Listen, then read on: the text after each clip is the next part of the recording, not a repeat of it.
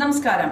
പത്തനംതിട്ട പന്തളത്തെ കാറിന്റെ രഹസ്യറയിൽ MDMA കടത്തിയ കേസിൽ മൂന്നാം പ്രതിയായ യുവതിയെ പോലീസ് അറസ്റ്റ് ചെയ്തു. പന്തളം കടക്കാട് സ്വദേശിനി വാഴക്കാലയിൽ വീട്ടിൽ ഷെബീന ഖാനാണ് അറസ്റ്റിലായത്. ഈ കേസിലെ പ്രതിയായ മുഹമ്മദ് ഷായുടെ ഭാര്യയാണ് ഷെബീന. ലഹരി ഇടപാടുകൾക്കായി പണം കൈമാറിയത് ഷെബീനയുടെ ബാങ്ക് അക്കൗണ്ടിൽ നിന്നാണെന്ന് അന്വേഷണത്തിൽ കണ്ടെത്തി. കൂടുതൽ പേർ അറസ്റ്റിലായേക്കുമെന്നാണ് സൂചന. കഴിഞ്ഞ ദിവസമാണ് പന്തളം വലിയ പാലത്തിന് സമീപത്ത് വെച്ച് കാറിൽ കടത്തുകയായിരുന്ന 300 ഗ്രാം MDMA ജില്ലാ ഡാൻസ് ഓഫ് ടീമും പന്തളം പോലീസും ചേർന്ന് പിടികൂടിയത്.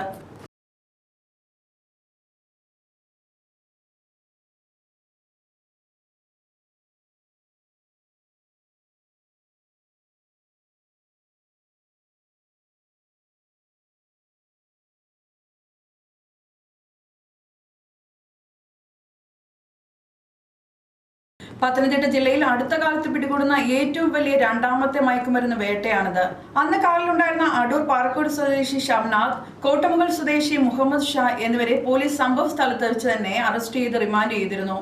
പന്തളം കേന്ദ്രീകരിച്ച് വൻ മയക്കുമരുന്ന് വിൽപ്പന സംഘങ്ങൾ പ്രവർത്തിക്കുന്നതായി സൂചനയുണ്ട്.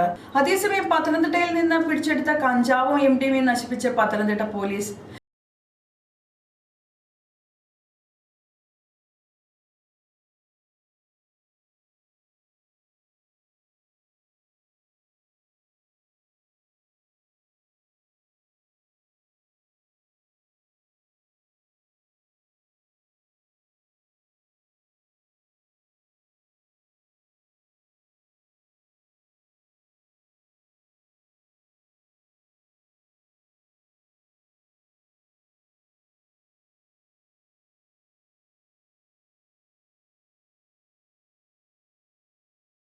ആനന്ദ് IPSന്റെ നേതൃത്വത്തിലാണ് ഇവ നശിപ്പിച്ചത്. മറ്റൊരു വാർത്തയുമായി വീണ്ടും കാണാം. കൂടുതൽ വാർത്തകൾ അറിയാൻ പേജ് ഫോളോ ചെയ്യുക.